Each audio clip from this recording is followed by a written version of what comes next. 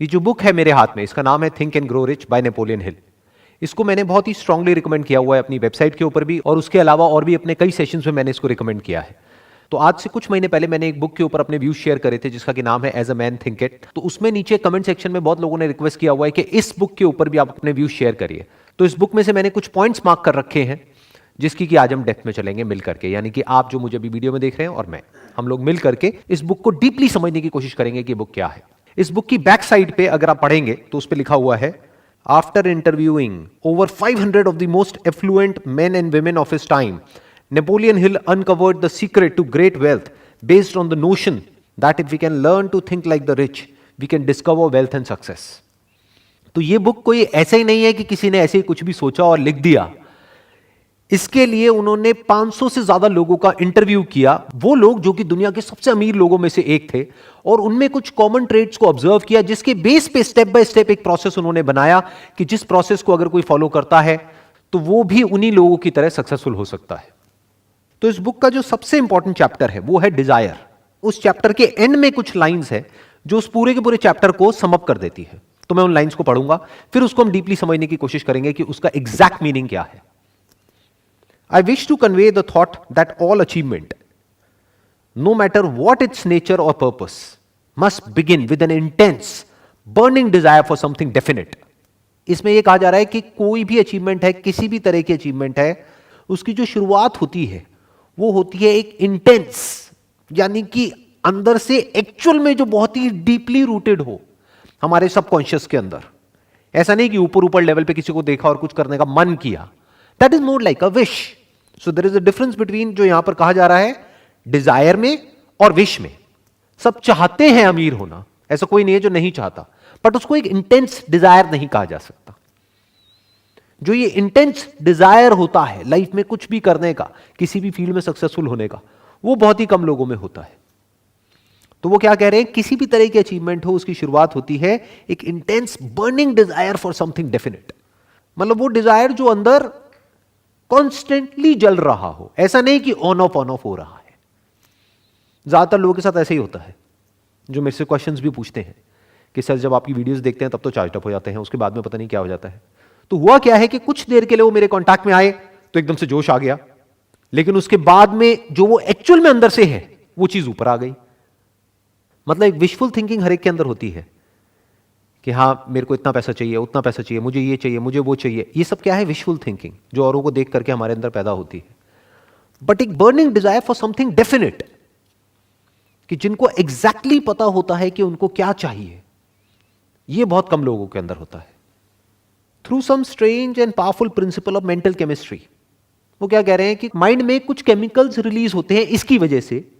जब कोई हमारे अंदर डिजायर उठता है और वो बिल्कुल क्लियर होता है हमको क्या चाहिए, और हमारी जो ब्रेन की केमिस्ट्री है उसमें कुछ चेंजेस हो जाते हैं।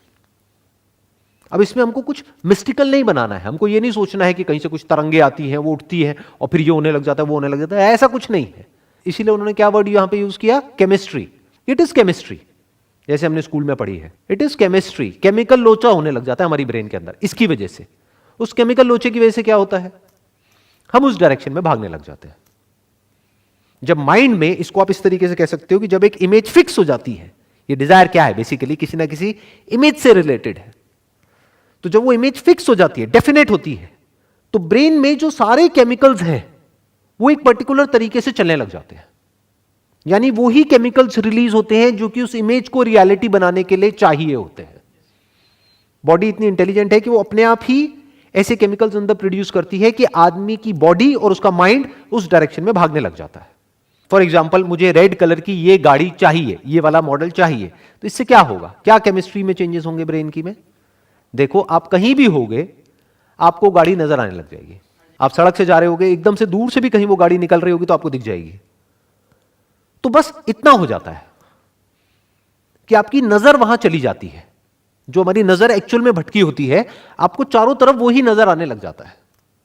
यानी आपका दिमाग फोकस्ड हो जाता है। नहीं तो वैसे हमारे दिमाग में हजार चीजें एक साथ चलती रहती हैं, बट जिस बंदे के माइंड में क्लियर हो जाता है कि मेरा ये डिजायर है और मेरे को इसको अचीव करना है, उसका माइंड एक ही डायरेक्शन में भागने लग जाता है। अब उससे वो चीज मिल नहीं जाती है, क्योंकि उस चक्कर में बंदा फंस भी सकता है अगर बाकी के जो स्टेप्स इसमें बताए गए उसको फॉलो ना किया जाए तो।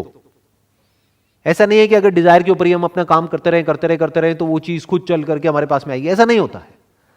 उस चक्कर में बंदा फंस भी जाता है। फंस कैसे जाता है?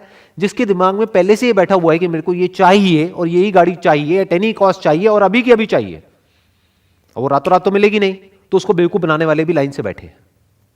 वो आएंगे कोई भी स्कीम लेकर के या कोई भी प्लान लेकर के, कुछ भी लेकर के, और उसको कहेंगे तेरे को ये चाहिए ना, ले बेटा तू ये ज्वाइन कर ले, ये कर ले, वो कर ले, उससे तेरा ये हो जाएगा। तो ऐसे बंदों की बेवकूफ बनने की पॉसिबिलिटी भी उतनी ही है जितनी की सक्सेसफुल होने की। आप कह सकते हो 50-50 है। 50% पॉसिबिलिटी है कि वो बुरी तरह से बेवकूफ बनेगा, 50% है कि वो सक्सेसफुल होगा। कब होगा सक्सेसफुल? जब आगे भी जो बातें कही जा रही है उसको भी ढंग से डीपली समझेगा, उसको भी फॉलो करेगा, तब वो सक्सेसफुल होगा। बट अगर सिर्फ यहीं तक शॉर्टकट मारने की कोशिश करेगा तो वो फेल हो जाएगा, उल्टा फंस जाएगा। ये डिजायर ही उसको फंसा देगा। अब वो किस तरह से फंसा देता है उसके बारे में मैंने अपने अलग अलग सेशंस में बहुत बात करी है, तो मैं उसमें अभी नहीं जाऊंगा इस वक्त, लेकिन वो हमको फंसा देता है। एक दूसरा डिजायर होता है जो खुद को कैपेबल बनाने का डिजायर होता है। वो डिजायर बड़ा कमाल का होता है। मतलब अगर आप खुद के ही एक बेटर वर्जन को इमेजिन कर सकते हो, जैसे अगर आप बिजनेस कर रहे हो और आपका डिजायर सिर्फ पैसा है, तो there is a strong possibility एक आप गलत रास्ते पे भी जा सकते हो जो आगे जाकर के आपको फंसा सकता है। अब तो कुछ वेब सीरीज भी बन गई है ऐसे लोगों के ऊपर, तो मुझे ज्यादा बताने की जरूरत नहीं है। बहुत सारे एग्जाम्पल्स हैं हमारे पास में जो कि पैसे के चक्कर में फंस गए। तो ये पैसे का डिजायर हमको फंसा देता है, चीजों का डिजायर हमको फंसा देता है, लेकिन खुद को कैपेबल बनाने का डिजायर आपको और डाउन टू अर्थ कर देता है और आपको आजाद कर देता है। पैसा तो आता है ऐसे लोगों के पास में, बहुत आता है, जो अंदर से कैपेबल होते हैं। तो अगर इमेजिन करना ही है तो ये डेफिनेट गोल क्या होना चाहिए? अपने ही एक बेटर वर्जन को इमेजिन कर लेना है। फॉर एग्जाम्पल, आप एक बिजनेस कर रहे हो तो दो तरह के डिजायर हो सकते हैं। एक कि मेरे को इस बिजनेस से अगले 1 साल के अंदर अंदर मान लो 10 करोड़ रुपए कमाने हैं, एक ये डिजायर हो सकता है। दूसरा क्या हो सकता है? मैं ये प्रोडक्ट बेच रहा हूं लेकिन अभी मुझे खुद पता है कि मेरे इस प्रोडक्ट का लेवल क्या है, तो अगले 1 साल के अंदर अंदर मेरे इस प्रोडक्ट का लेवल ये होगा। उसको आप इमेजिन कर रहे हो कि आज मान लो on a scale of 1 to 10 इसका लेवल है 3, 4, आने वाले 1 साल बाद इसका लेवल होगा 9 या 10। नंबर 1। नंबर 2, अभी मेरे को मार्केटिंग की जो नॉलेज है वो on a scale of 1 to 10 1 है, आने वाले 1 साल बाद मेरे को होगी 10। मेरे कस्टमर्स का जो सेटिस्फैक्शन लेवल है आज की डेट में, क्योंकि क्वालिटी अच्छी नहीं है तो सेटिस्फैक्शन लेवल कम है, वो है 2 या 3 नंबर पे, उसको हम बढ़ा करके ले जाएंगे 10 तक। अगर इस तरह के डिजायर आपके अंदर बढ़ रहे हैं, बर्न कर रहे हैं, तो आप बहुत आगे जाओगे, बहुत दूर तक जाओगे। बाकी जो होते हैं वो गेट रिच क्विक में यहां वहां कहीं ना कहीं जाकर के फंस जाएंगे। ऐसी बहुत स्कीम्स हैं, बहुत तरह के बिजनेसेस हैं, उल्टे सीधे ये वो लंबी गेम नहीं खेल पाएंगे। अब जो एक चैप्टर है इस बुक के अंदर, that is chapter number 4 on auto suggestion. इसमें कहा जा रहा है this is the medium for influencing the subconscious mind. बिल्कुल सही बात कही जा रही है। सबकॉन्शियस माइंड मतलब क्या है? हमारी आदतें, वो काम जो हम बिना सोचे समझे करते हैं। जैसे जब तक गाड़ी चलानी आपको नहीं आती है तब आप कॉन्शियस माइंड से गाड़ी चलाना सीखते हो, एक बार गाड़ी चलानी आ जाती है तो वो गाड़ी सबकॉन्शियस से चलती है। आप कुछ और सोच रहे होते हो कॉन्शियसली, लेकिन गाड़ी अपने आप चलती रहती है। तो क्या कहा जा रहा है? No thought whether it is negative और positive can enter the subconscious mind without the aid of the principle of autosuggestion. Autosuggestion को एक और तरीके से भी आप बोल सकते हो रेपिटेशन।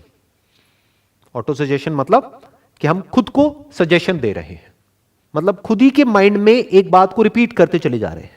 किसी भी स्किल को अगर हमको डेवलप करना है तो उसके लिए क्या चाहिए? Repetition, practice. माइंड के लेवल पे अगर ये जो डिजायर है, अभी वो सिर्फ एक डिजायर है, उसको बर्निंग डिजायर बनाना है, तो उसके लिए क्या करना पड़ेगा? क्या चाहिए माइंड के लेवल पे? Auto suggestion. ऑटो सजेशन मतलब क्या? रेपिटेशन, कि बार बार उसके बारे में सोचना पड़ेगा। तो वो धीरे धीरे कॉन्शियस माइंड से हट करके सबकॉन्शियस में चला जाएगा। फिर क्या होगा? अपने आप ही वो थॉट्स आने लग जाएंगे। बिल्कुल ऐसा है जैसे एक बीज को आप प्लांट कर रहे हो। डिजायर बिल्कुल एक बीज के जैसा होता है, तो बड़े सोच समझ करके वहां पे प्लांट करना होता है। नीम का बीज बो दिया तो उसके बाद में पता नहीं लगेगा, लेकिन जिंदगी कड़वी हो जाएगी। और अगर आम का बीज बो दिया तो जिंदगी मीठी हो जाएगी। तो इसीलिए मैंने कहा कि डिजायर किस तरह का अच्छा होता है लॉन्ग रन में और किस तरह का बुरा होता है, based upon my own experience. कुछ लोग मेरी बातों का कुछ गलत मतलब भी निकाल लेते हैं। उनको ये लगता है जब मैं बोलता हूं कि भाई इस तरह के डिजायर हमारे अंदर नहीं होने चाहिए, तो उन लोगों को ये लगता है शायद मैं जो कह रहा हूं उसकी वजह से उनके पास में पैसा नहीं आएगा या उनका लाइफस्टाइल इंप्रूव नहीं होगा, जबकि मैं ऐसा कभी भी नहीं कह रहा हूं। मैं क्या कह रहा हूं, डिजायर ऐसे पालो जो आगे जाकर के आप फंसो नहीं, पैसा बहुत आएगा। और जो भी कुछ कह रहा हूं, सवाल यह उठता है कि मेरे पास में क्या अथॉरिटी है इस बुक के बारे में बात करने की। जो भी कुछ कह रहा हूं अपने एक्सपीरियंस के बेस पे कह रहा हूं। मतलब मैं आपको कोई समरी नहीं बता रहा हूं इस बुक की, वो तो कोई भी कर सकता है। मैं क्या बता रहा हूं कि मैंने इस बुक को पढ़ा था आज से बहुत साल पहले, मे बी 20 साल पहले, जिसके बेस पे मैंने कुछ समझा, कुछ इंप्लीमेंट किया, कुछ चेंजेस लेकर के आया अपनी थॉट प्रोसेस में, जिसकी वजह से आज मेरी लाइफ एक पर्टिकुलर लेवल पे है। तो क्या कहा जा रहा है, no thought whether it is negative और positive can enter the subconscious mind without the aid of the principle of autosuggestion. मतलब कि जब तक कि हम रेपिटेशन नहीं करेंगे तब तक के कुछ भी नहीं होगा। तो रिपीट करना है, यानी कि जो भी आपका डिजायर है, जो भी आप बनना चाहते हो, जो भी करना चाहते हो, उसको लिखते रहो, उसके बारे में सोचते रहो, उससे रिलेटेड बुक्स पढ़ सकते हैं, उससे रिलेटेड वीडियोस देख सकते हैं। यानी हमारा माइंड एक ही जगह पर फोकस्ड हो जाए कि जो आपको करना है पूरी तरह से वहां पर फोकस्ड हो जाए। फॉर एग्जाम्पल, आपके माइंड में ये डिजायर है, एक बर्निंग डिजायर है एक्सीलेंस को अचीव करने का, जिस भी फील्ड में आप हो उस फील्ड में, तो उस एक्सीलेंस की जो भी डेफिनेशन है, हर फील्ड के लिए अलग अलग है एक्सीलेंस की डेफिनेशन। आप एक डॉक्टर हो तो कुछ और है, इंजीनियर हो तो कुछ और है, लॉयर हो तो कुछ और है, बिजनेसमैन हो तो कुछ और है। जो भी डेफिनेशन है आपकी फील्ड में एक्सीलेंस की, उस डेफिनेशन को पहले क्लियर करो अपने माइंड में, डिफाइन करो अच्छे से, ताकि वो डिजायर डेफिनेट हो जाए। फिर उसको रिपीट करते चले जाओ अपने माइंड में कि this is what I want to become, this is what I want to achieve. अब चैप्टर 6 है इमेजिनेशन के ऊपर। इसमें कुछ बहुत इंटरेस्टिंग लाइंस हैं। The imagination is literally the workshop wherein are fashioned all plans created by people. The impulse, the desire is given shape, form and action through the aid of the imaginative faculty of the mind. मतलब यहां पर क्या बात करी जा रही है कि इमेजिनेशन भी बहुत जरूरी है। हम क्या समझते हैं इमेजिनेशन मतलब क्या, सिर्फ उन लोगों के लिए जो किसी क्रिएटिव फील्ड में है। अरे नहीं, सबको है। अगर आपको कुछ भी ढंग का अचीव करना है तो पहले आपको इमेजिन करना होगा, क्योंकि वो अभी आपकी करंट रियलिटी से बिल्कुल अलग है। फॉर एग्जाम्पल, आप क्रिकेटर हो लेकिन आपका फिटनेस लेवल एक लेवल पर है आज की डेट में, बट कोई क्रिकेटर है जिसका कि फिटनेस लेवल एक अलग ही लेवल पे है। मान लो आपका है 100 में से 10, बट कोई और है जिसका है 100 में से 100। तो वो आपके लिए एक एंड गोल हो गया।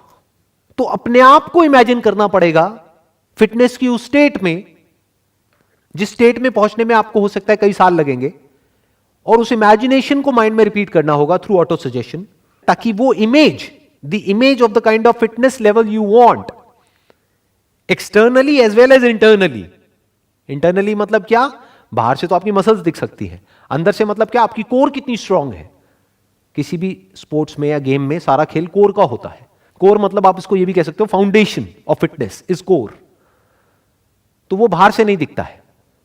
तो ये आपका गोल होना चाहिए, और आपके अंदर ये इमेजिनेशन होनी चाहिए कि ठीक है, आज मैं इस लेवल पर हूं, लेकिन मैं अपने आप को इमेजिन कर पा रहा हूं और बिलीव कर पा रहा हूं कि मैं आने वाले 2 साल बाद इस लेवल पर होऊंगा। You must have that imagination powers. नहीं तो आप ये भी कह सकते हो, क्रिकेट में इमेजिनेशन पावर की क्या जरूरत है। अगर आप एक बैट्समैन हो तो सामने से बॉल आ रही है और आपको हिट करना है बैट से, खत्म। नहीं जी, उस बॉल को हिट करने के लिए आपका जो फिटनेस लेवल है वो एक पर्टिकुलर लेवल पे होना चाहिए। तो अपनी जो इमेजिनेटिव फैकल्टी ऑफ माइंड है उसको डेवलप करना होता है, उसके ऊपर काम करना होता है। वो बहुत जरूरी है अगर लाइफ में हमको कुछ भी बड़ा अचीव करना है। इनफैक्ट अगर हम अपने आसपास में कुछ भी देखेंगे, दैट कुड बी एनीथिंग, जो भी आदमी ने बनाया, एक सुई से लेकर के एरोप्लेन तक, वो सब क्या है, आज एक रियलिटी है, बट कभी ना कभी किसी ना किसी के माइंड में वो एक इमेजिनेशन थी, तभी वो रियलिटी बन पाई। अगर किसी के माइंड में वो इमेजिनेशन ही नहीं होती तो पेपर पे उसकी इमेज कैसे बनती, इमेज नहीं बनती तो एक प्लान कैसे बनता उसको प्रैक्टिकली बनाने का। तो everything is an imagination which is there in the mind. और स्पेशली एंटरप्रेन्योरशिप में, बिजनेस में, इससे बड़ी और कोई क्वालिटी नहीं है। क्योंकि द प्रॉब्लम इज कि आपके आसपास में कोई नहीं समझ पा रहा होगा कि आप एग्जैक्टली क्या सोच रहे हो और आप क्या करने वाले हो। किसी को समझ नहीं आने वाला, जिसको आप बताओगे वही आपके अगेंस्ट हो जाएगा। तो आपकी इमेजिनेशन पावर्स इतनी स्ट्रांग होनी चाहिए कि आप वो देख सको।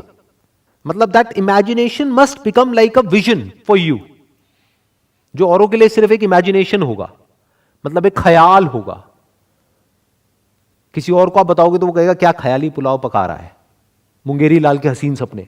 बट आपके माइंड में क्या हो जाना चाहिए, वो इमेजिनेशन एक विजन की तरह हो जाना चाहिए कि आपको साफ नजर आ रहा हो कि आप आंखें बंद करो और आपको साफ नजर आ रहा हो कि आने वाले 5 साल बाद क्या होने वाला है, कि दुनिया किस डायरेक्शन में जाने वाली है। इसको एंटरप्रेन्योरशिप बोलते हैं। अब जैसा मैंने अभी थोड़ी देर पहले कहा था कि इसमें सिर्फ डिजायर से कुछ नहीं होगा, ऑल्दो डिजायर सबसे इंपॉर्टेंट है, यानी बिना बीज के कुछ नहीं होगा, लेकिन सिर्फ बीज से भी कुछ नहीं होगा। ये बात समझने वाली है कि उसके साथ साथ में और भी बहुत कुछ करना पड़ेगा। खाद डालनी पड़ेगी, पानी देना पड़ेगा, लैंड को आइडेंटिफाई करना पड़ेगा कि वो सॉइल उसके लिए ठीक भी है या नहीं है उस तरह के बीज के लिए। तो ऐसे बहुत कुछ करना पड़ेगा। तो और क्या करना पड़ेगा जो बहुत इंपॉर्टेंट है, या किस वजह से लोग आगे नहीं बढ़ पाते हैं। चैप्टर नंबर 8 है डिसीजन के ऊपर। इसमें क्या कहा जा रहा है, accurate analysis of over 25,000 main and women who had experienced failure disclosed the fact that lack of decision was near the head of the list of the 30 major causes of failure. 30 वजह जो इन्होंने ढूंढी, निकाली failure की, कि जिस वजह से लोग फेल होते हैं, उस लिस्ट में सबसे टॉप पे जो है that is lack of decision. This is no mere statement of a theory, it is a fact. Procrastination, the opposite of decision, is a common enemy that practically everybody must conquer. अब क्या कहा जा रहा है यहां पे, सबसे बड़ा चैलेंज क्या आने वाला है, प्रोक्रेस्टिनेशन. मतलब क्या कि हम टालते रहते हैं, lack of decision. And life is all about a decision. Life क्या है अगर डिसीजन नहीं है तो, हर कदम पे एक डिसीजन, और डिसीजन ना लेना भी अपने आप में एक डिसीजन है. तो यहां पर क्या कहा जा रहा है, लैक ऑफ डिसीजन. कि हम सही टाइम पे, जब सही मौका होता है तब सोचते रह जाते हैं, फिर वो मौका हाथ से निकल जाता है, फिर उसके बाद में सिर्फ रिग्रेट करते हैं. ऐसा हमने अपने घरों में बहुत बार होते हुए देखा है. बड़े बूढ़े जब बैठ करके बात कर रहे होते तो क्या बातें कर रहे होते हैं, उस टाइम पे मुझे मौका मिला था ये करने का, अगर कर लिया होता तो मैं आज पता नहीं कहां होता, तो क्यों नहीं किया. उसके पीछे जो सबसे बड़ा रीजन मिलेगा वो है फियर. इस बुक में एक और चैप्टर, यहां ठीक है अच्छा हो गया तो इतना अच्छा हो सकता है, लेकिन बुरा हो गया तो इतना बुरा भी हो सकता है. तो हम डर गए, इस वजह से हमने वो नहीं किया. जो सबसे बड़ा फैक्टर है फेलियर का, वो क्या है कि वो कुछ करते ही नहीं है, इस वजह से फेल हो जाते हैं. इसलिए नहीं कि कुछ करते हैं और फिर उसमें फेल हो जाते हैं, नहीं, वो कुछ करते ही नहीं है, यानी सोचते ही रह जाते हैं. ना कुछ करने का डिसीजन ले पाते हैं, ना कुछ नहीं करने का, बीच में अटके रह जाते हैं और मौका निकल जाता है. इन अदर वर्ड्स, कल पे नहीं टालना है. प्रोक्रेस्टिनेशन का मतलब क्या है, कर लेंगे, अभी कौन सी जल्दी है, ये करना है ना, कर लेंगे. तब तक कोई और कर जाता है, फिर वो आकर के क्या बोलते हैं, ऐसे बहुत लोगों को आपने सुना होगा कि अरे ये तो मेरा आइडिया था, उसने कॉपी कर लिया. अरे वो तो तुझे जानता तक नहीं, उसने कैसे कॉपी कर लिया. वो ये कहना चाह रहा है कि उसने कर लिया और मैं सिर्फ सोचता ही रह गया. That is called lack of decision. In simple words, कि मतलब मैं करने के बारे में सोचता रहा, लेकिन कोई और था जिसने सोचा, या ये कह लो हजारों लाखों लोगों ने सोचा, लेकिन उसमें से कोई एक था जिसने सिर्फ सोचा ही नहीं, किया भी. यही डिफरेंस होता है सक्सेसफुल लोगों के बीच में और वो लोगों के बीच में जो सोचते रह जाते हैं. अब इसमें एक और पॉइंट है चैप्टर 9 के अंदर जिसके ऊपर बहुत ज्यादा एम्फसाइज किया गया है, that is persistence. The basis of persistence is the power of will. मतलब क्या कह रहे हैं, परसिस्टेंस कहां से आता है, विल पावर से. कि हमारे जो अंदर की विल पावर है that must be strong enough, कि जब सब कुछ हमारे अगेंस्ट चल रहा हो उस वक्त भी हम आगे बढ़ते रहें, क्योंकि ऐसा तो होगा ही. बिल्कुल जैसे मौसम बदलता रहता है, ऐसे ही लाइफ में होता है. सब कुछ हमारे फेवर में नहीं हो सकता ना हमेशा. जितना बड़ा आप कुछ अचीव करना चाहोगे, क्योंकि यहां पर उसी की बात करी जा रही है, जितनी बड़ी सक्सेस अचीव करना चाहोगे उतने ही बड़े ऑब्स्टेकल्स बार बार बीच में आएंगे. उसके बावजूद भी अपनी विल पावर के बेस पे अगर आप आगे बढ़ सकते हो तो आपके अंदर वो क्वालिटी है जो कि बहुत इंपॉर्टेंट है लाइफ में आगे बढ़ने के लिए. मतलब क्या कि चाहे कुछ भी हो रहा है आगे बढ़ते रहना है.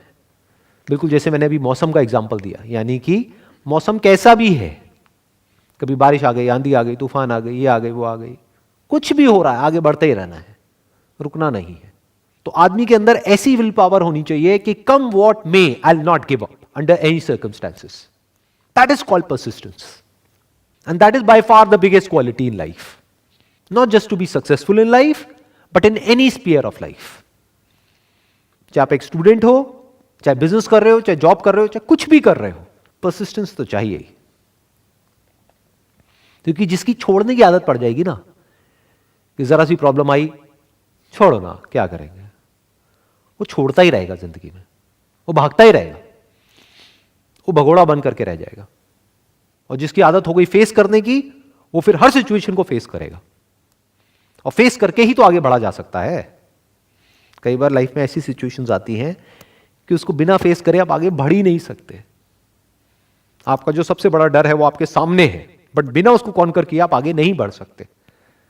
यानी जब आपका माइंड, आपकी बॉडी, आपकी फीलिंग्स, आपके इमोशन सब आपको डरा रहे हैं, आपको आगे बढ़ने से रोक रहे हैं, फिर भी अंदर से आप अपनी स्ट्रेंथ को गैदर करते हो और कहते हो नहीं, करना है तो करना है। That is will power. Against all odds आप अगर चलते रहते हो, दैट इज विल पावर। फिर ये बुक में जो भी कहा जा रहा है, थिंक एंड ग्रो रिच, फिर अमीर एक बहुत छोटा वर्ड है आपके लिए, क्योंकि फिर जो आप कर सकते हो वो पैसे से बहुत बड़ा है। आप सिर्फ पैसा नहीं कमाओगे, you will leave a legacy behind.